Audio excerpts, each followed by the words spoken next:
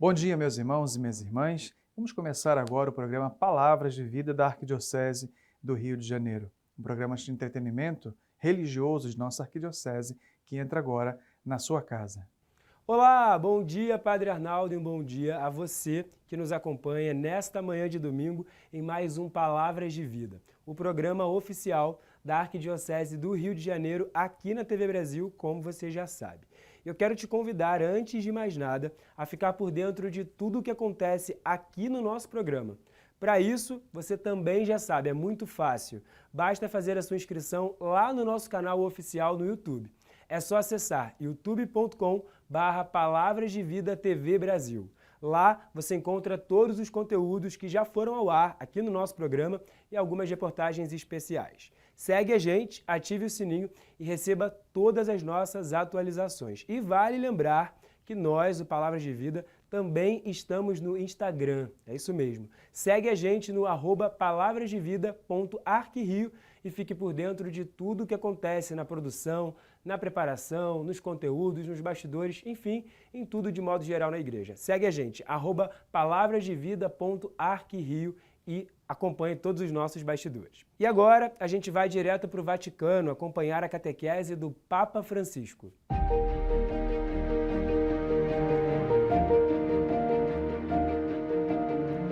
Papa fazendo agora um olhar para os testemunhos. Hoje, Santo Andrea Kim Taegon.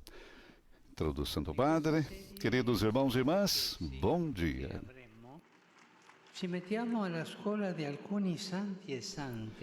Nesta série de catequeses, coloquemo-nos na escola de alguns santos e santas que, como testemunhas exemplares, nos ensinam o zelo apostólico. Estamos falando do zelo apostólico, aquilo que nós devemos ter para anunciar o Evangelho.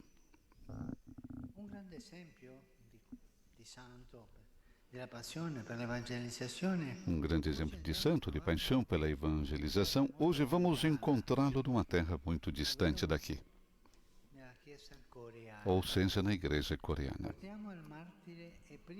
Olhemos para o mártir e primeiro sacerdote coreano, Santo André Kim Taegon, o primeiro sacerdote coreano. Você sabe uma coisa? Que a evangelização da Coreia foi feita pelos leigos. Foram os leigos batizados que transmitiram a fé. Não havia padres. Por quê? Porque não tinham. Depois, mais tarde, sim, mas antes, a primeira evangelização foi feita pelos leigos. Nós seremos capazes de algo do gênero? Vamos pensar nisso, é interessante. Esse é um dos primeiros sacerdotes, Santo André. A sua vida foi e permanece um eloquente testemunho de zelo pelo anúncio do Evangelho. De zelo por isso.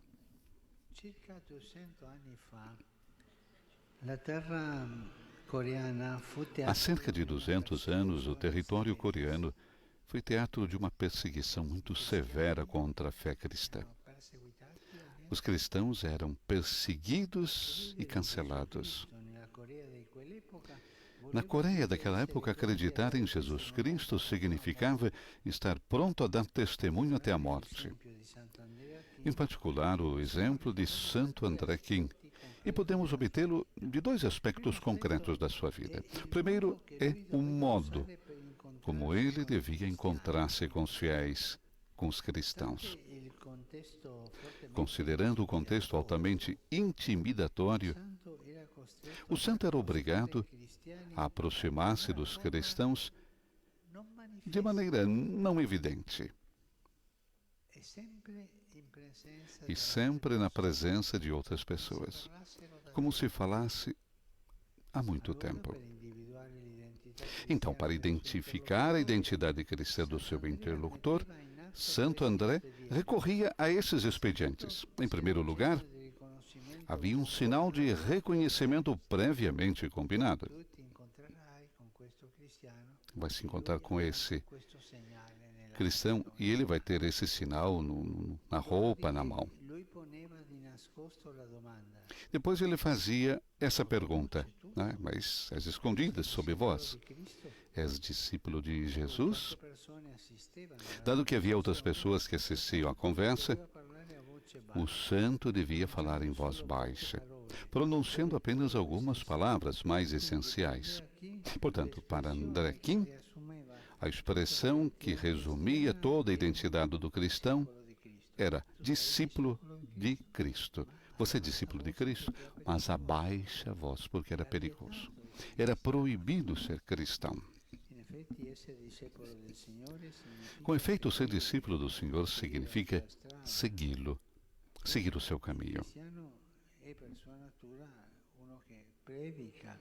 E cristão é aquele que dá testemunho, que prega.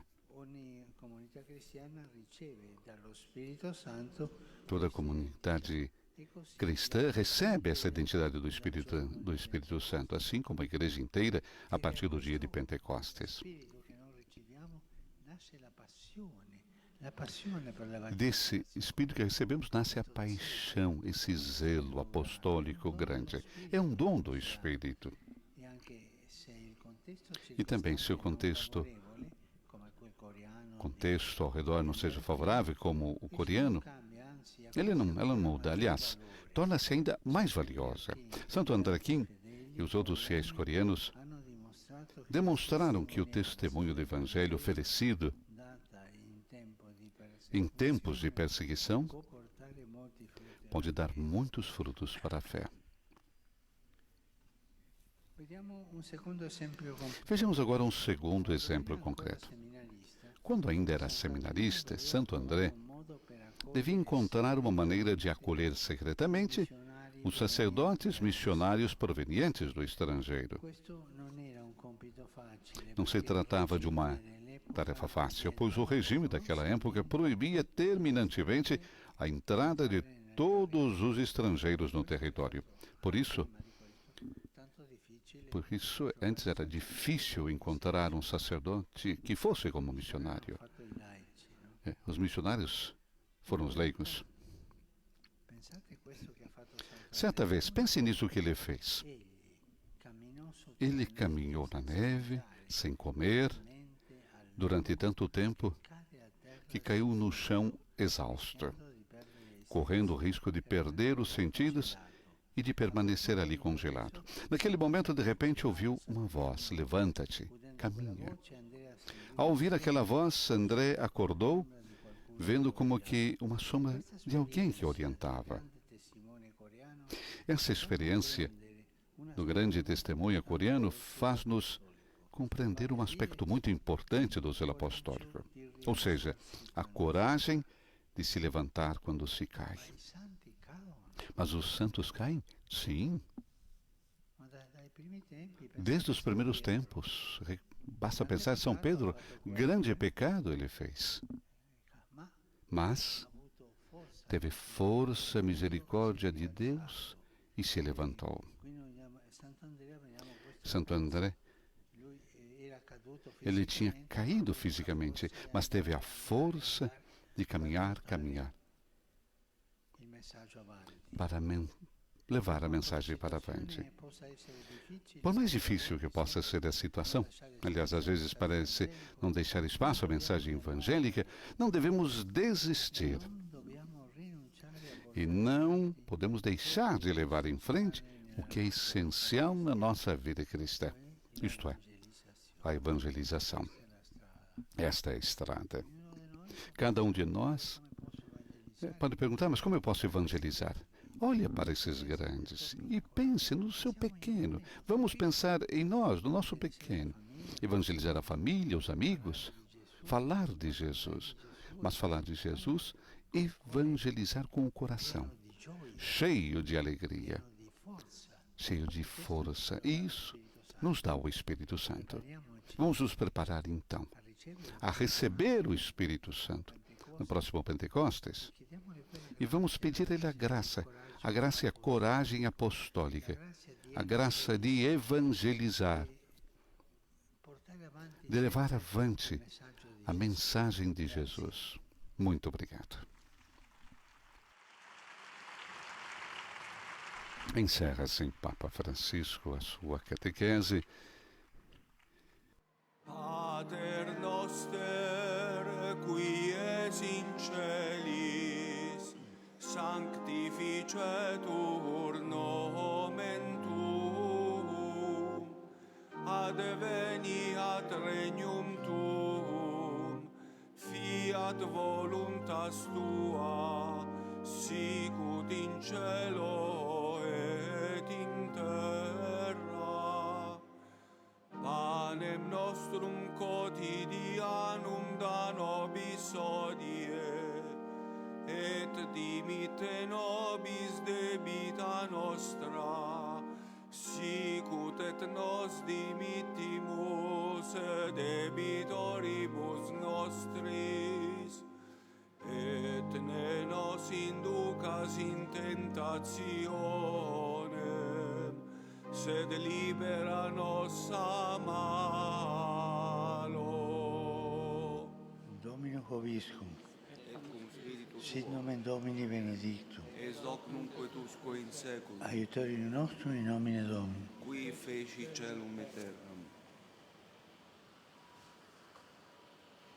Benedicat vos, omnipotens Deus, Pater, et Filius, et Spiritus Sanctus. Amém. E com a bênção do Papa Francisco, a bênção apostólica, chegamos à conclusão desse momento tão esperado com a audiência geral na Praça São Pedro.